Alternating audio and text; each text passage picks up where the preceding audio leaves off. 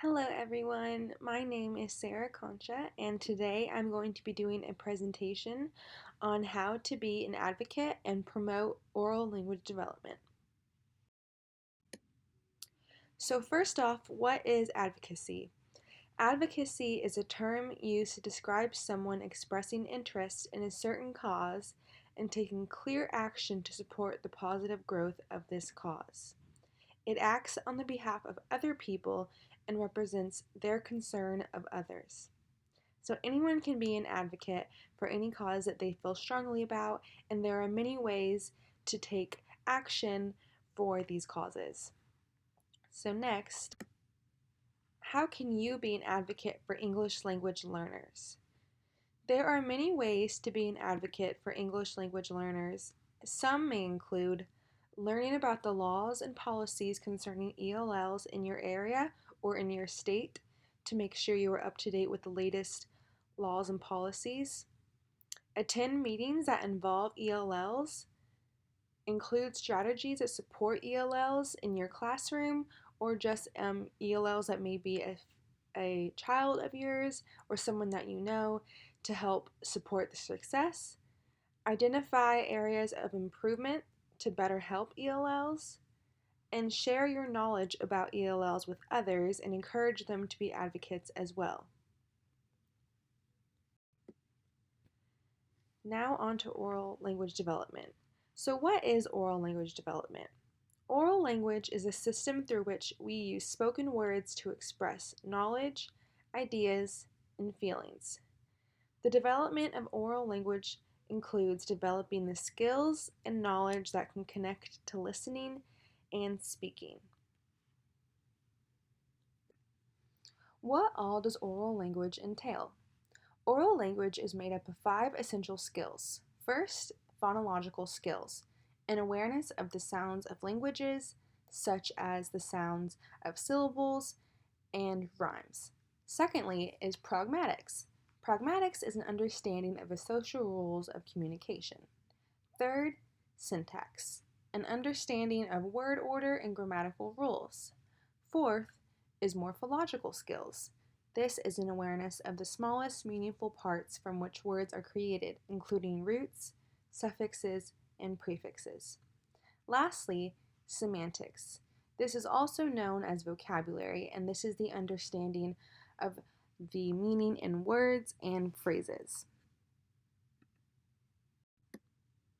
Now this is just a little flow chart that shows you what oral language entails, and like I said, it's phonological skills, syntax, morphological skills, pragmatics, and semantics or vocabulary. And all 5 of these are crucial to having a fully proficient oral language development and being completely developed in oral language. So why is oral language development important for ELLs? Oral language provides the foundation for literacy development, which are reading and writing skills. ELLs need daily opportunities to learn and practice oral language in order for their literacy skills to flourish. ELLs learn English primarily by listening to the language and use around them, while using context to figure out what the spoken words mean. A solid foundation in oral language will help children become successful readers and strong communicators, as well as build their confidence and an overall sense of well-being. How can oral language be promoted in the classroom? So, there are many ways you can promote oral language in the classroom, and here are a few ways to do so. So, using open-ended prompts to encourage conversation. By using open-ended prompts, this allows students to be creative and use their imagination. For example, it could be a prompt about a story or a prompt about a topic you're learning, and this allows students to share their own original ideas. Modeling eye contact when speaking with students. This shows students how they should keep eye contact with another person when they are speaking and allows them to see it happen in everyday interactions and then be mindful of it and practice it themselves when they are having conversations. Encourage meaningful partner discussion to practice sharing ideas. A meaningful partner discussion allows students to talk through their ideas with the partner before having to share it with a large group. This allows students to get comfortable speaking in front of others, and this can be done in little activities just like turn and talk. And this is a great way for students to feel more comfortable in speaking and expressing their own ideas. Model using language properly and articulating clearly. So having proper grammar and then speaking clearly and having proper articulation. Offer prompts or sentence stems for hesitant speakers. Sentence stems help students who may be shy, and this gives them a great starting point for having conversations with others. Practice proper listening skills. When the teacher is speaking with others, they should practice being observant and listening well and not being distracted. This allows students to see that and then use that when they are having conversations with others.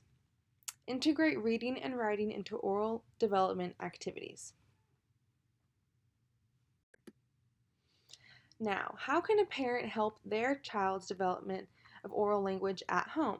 And there are many ways to do this, especially since right now parents are having their students and their children home with them all the time, and they are the ones having a huge hand in their teaching. So here are some ways that parents can help develop their children's oral language.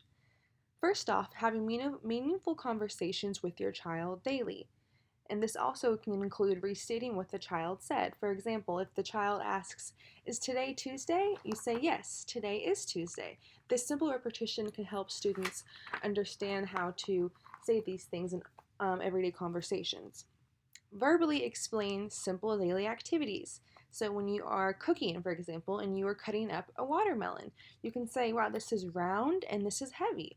So giving descriptions to just everyday objects, activities, allows students to be able to process that in their own mind and then in turn be able to do it themselves. Speak clearly, articulate, and with tone. So using tone to give off the meaning of what you're trying to say and speaking clearly to make sure you're pronouncing the words correctly. Reading stories together and singing songs together. These are great ways to just practice speaking, and then reading also is a great way to, reading together is a great way to practice their reading skills. And then introducing new vocabulary words. So here are some activities for oral language development that you can do at home. So this includes language development cards, and these can be just little cards that you make or print out that can be about any topic. So places, animals, food, and then they can pull out these cards and have conversations about them. So they're almost like conversation starters. Another one can be having certain objects in a bag and then having the child or student pull out an item, and they have to describe what it feels like, what they think it is, and they're just using descriptive words and being able to share their own ideas about the item. Another one could be reading a story. So, for example, you could read The Hungry Caterpillar, and then you would have certain cards with words written out about phrases in the story. So just like here, it's called the conversation station, and they have farm, duck, horse, and then you say, "Let's talk about it. Let's talk about the duck in the story. Let's talk about what the farm looked like. Let's talk about what the hay feels like." And this is just a great way for students or children to practice thinking critically and also having open conversations that are meaningful about these topics that we read in stories. And then lastly, another great activity could just be developing oral language skills by describing pictures. So you could have pictures from a magazine, from a story, from something you see on TV, and then having your child describe what it looks like by using adjectives and descriptive words for them to practice and in turn further develop their oral language. And these are just a few of the skills that you can and activities you can use at home with your children. References. So these are the websites that I used to help me put together this presentation. Thank you very much for watching.